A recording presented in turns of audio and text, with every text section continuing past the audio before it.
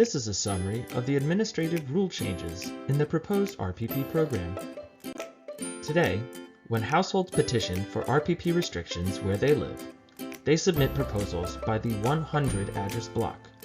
60% of the households on a block must sign a petition supporting a request for restrictions. Then, staff must find that at least 75% of the parking spaces are occupied. Staff must also find that more than 25% of the spaces are occupied by vehicles that are from, quote, outside the zone, end quote. If these criteria are met, then restrictions are granted. If they are not met, residents must wait 1 calendar year before petitioning for RPP again. In the proposed program, petitions would be submitted for an entire block, from intersection to intersection, or from intersection to the end of the street. 80% of households would need to sign a petition for restrictions, and staff would need to find that 85% of spaces are occupied. The proposed program removes the out-of-area test from the petition process, because the vehicle registration sources used are flawed for this purpose.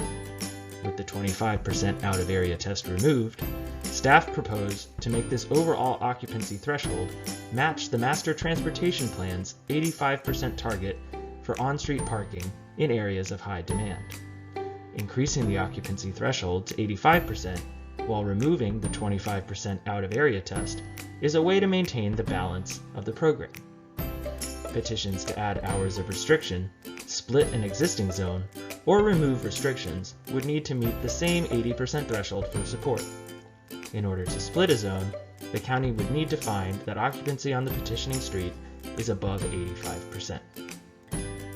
Today, the program treats the edges between two RPP zones differently from one place to another. The proposed program would designate the streets 1 block from where 2 RPP zones meet as transition streets, where permit holders from 2 zones could park. Households located near the edge of 2 zones would no longer get permits for both zones.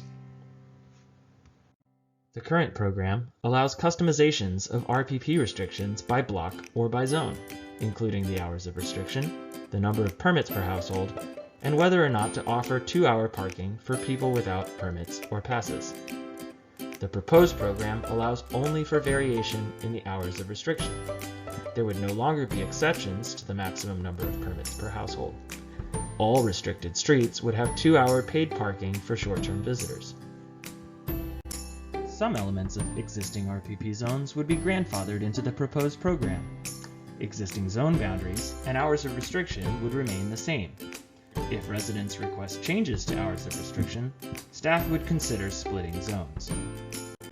Now, please provide your feedback on the program administration changes in the proposed RPP program by answering the questions below.